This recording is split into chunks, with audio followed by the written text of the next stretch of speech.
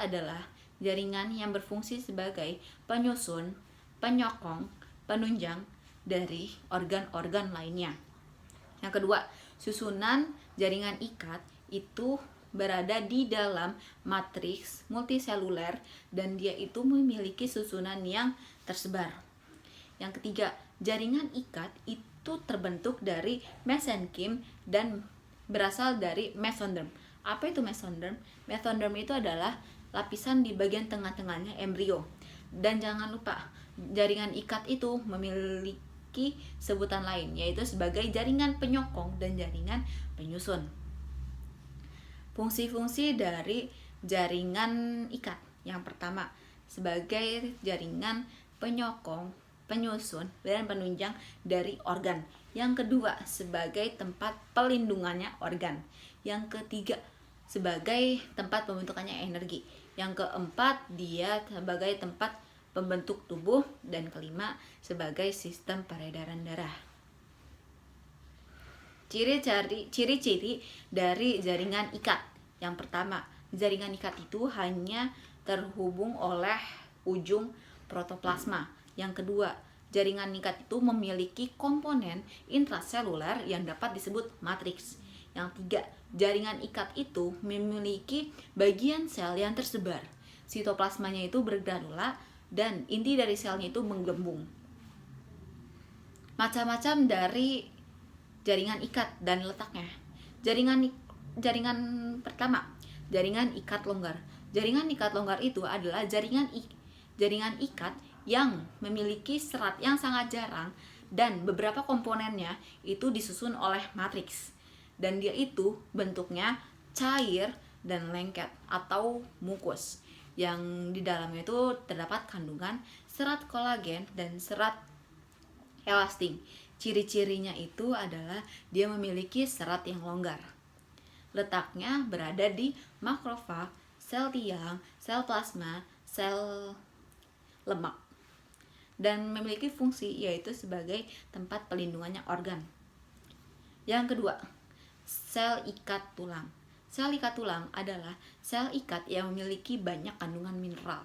Dan sel ikat tulang rawan itu terdiri atas sel ikat tulang yang dapat disebut osteosit. Osteosit adanya pada di lakuna dan terbentuk atas osteoblast. Jaringan ikat tulang dia itu memiliki kandungan yaitu kolagen dan kalsium fosfat. Maka dari itu dia memiliki tulang yang strukturnya sangat keras dan sangat kuat. Dan apabila kita lihat dari mikroskop, jaringan tulang itu memiliki unit pembuluh darah. 3. Jaringan ikat lemak atau dapat disebut adiposa. Jaringan adiposa itu berfungsi sebagai jaringan yang memiliki cadangan makanan dan sebagai tempat penghangat tubuh. Dan jangan lupa, jaringan adiposa itu berada di semua bagian tubuh. Sel-sel jaringan ikat. Yang pertama, fibroblast. Fibroblast itu adalah jaringan yang memiliki bentuk seperti serat yang berfungsi sebagai mensekresi protein. Yang kedua, makrofag. Makrofag itu bentuknya tidak beraturan dan dia itu memiliki fungsi sebagai pinositosis dan fagositosis. Yang ketiga, sel tiang. Sel tiang itu memiliki fungsi sebagai memperoleh heparin dan filamen. Dan yang keempat, sel lemak. Sel lemak itu memiliki fungsi sebagai tempat cadangan makanan dan dia itu memiliki sebagai tempat penghangat tubuh. Yang kelima, dia itu sel plasma, yaitu dia itu sama seperti makrofag. Dia itu bentuknya itu tidak beraturan, tapi fungsinya itu berlawanan sama patogen. Ya, berlawan sama patogen. Dan yang dapat ditemukan di sel pencernaan dan sel pernafasan.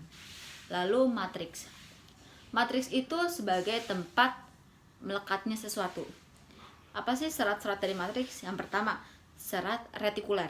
Serat retikuler itu bentuknya itu sangat tipis dan memiliki cabang, dan dia itu terdiri atas serat kolagen yang dihubungkan oleh kolagen. Yang kedua, serat elastis. Serat elastis itu adalah serat yang memiliki tingkat keelastisan yang paling tinggi, dan dia itu memiliki bentuk yang panjang dan berwarna kuning. Yang ketiga, serat kolagen. Serat kolagen adalah serat yang terdiri atas kolagen, dan dia ini memiliki bentuk yang sangat tidak elastis dan sangat kuat, dan dia itu mudah sobek apabila ditarik mengikuti panjangnya. Sekian dari saya, kurang lebihnya mohon maaf. Wassalamualaikum warahmatullahi wabarakatuh.